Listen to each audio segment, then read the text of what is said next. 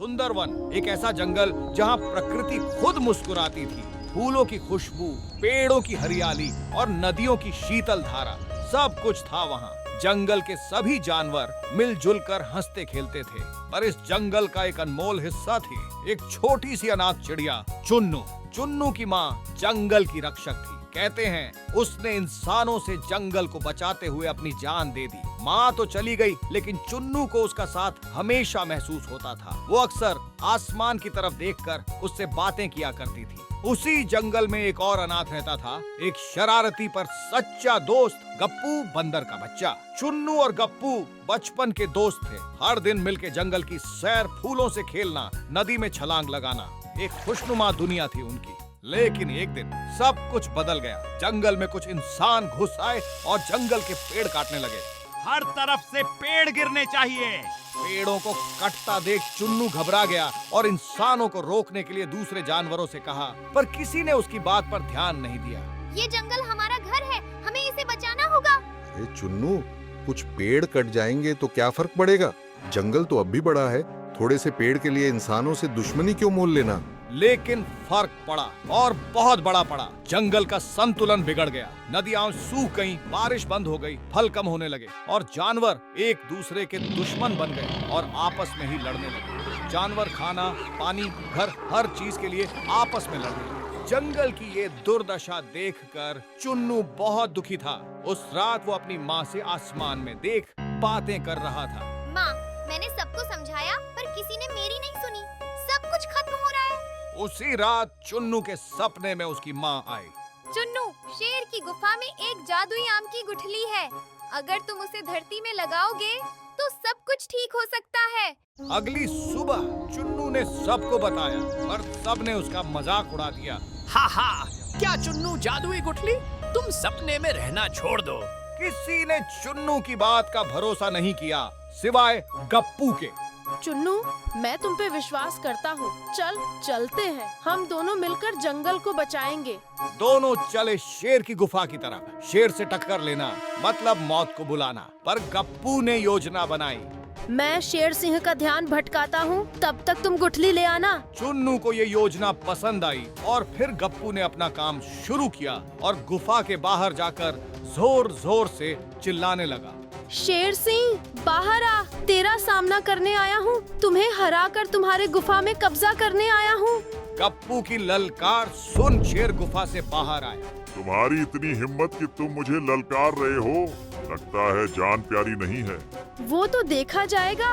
हिम्मत है तो मुझसे लड़ो। जो जीता आज से ये गुफा उसका। शेर सिंह गप्पू की बातों से गुस्सा हो गया और उस पर हमला करने के लिए उसकी तरफ बढ़ा। तभी चुन्नू, जो पेड़ पर इसी पल का इंतजार कर रहा था, वो चुपके से गुफा में घुस गया।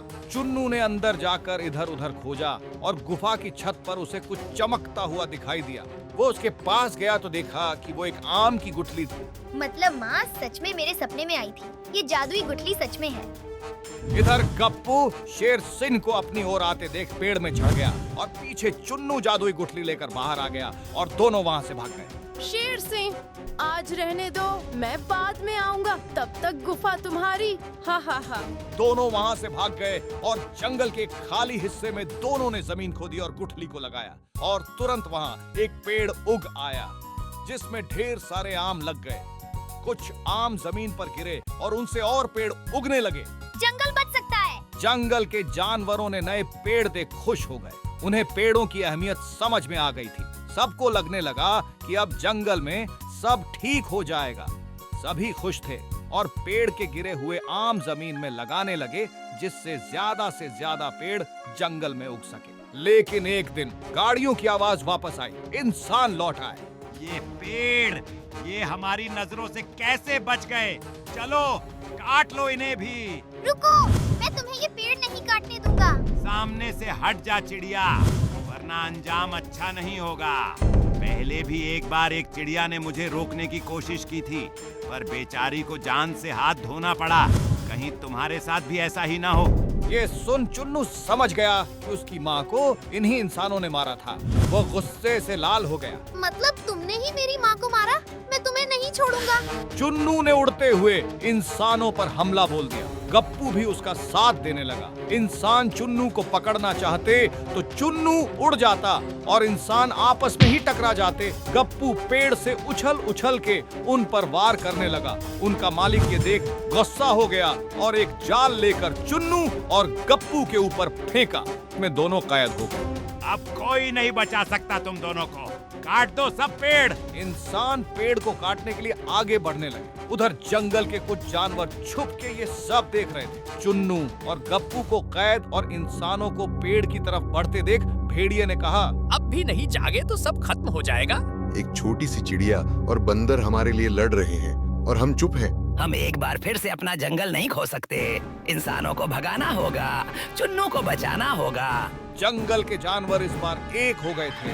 उन्होंने मिलकर इंसानों पर हमला बोल दिया। इतने सारे जानवर देख इंसान डर गए और वहां से भाग गए। जानवरों ने चुन्नू और गप्पू को आजाद किया और सबने उनका शुक्रिया अदा किया। धन्यवाद चुन्नू, तुमने हमारी आंखें खोल दी। अब चाहे कुछ भी हो जाए, हम जंगल के पेड़ नहीं कटने देंगे।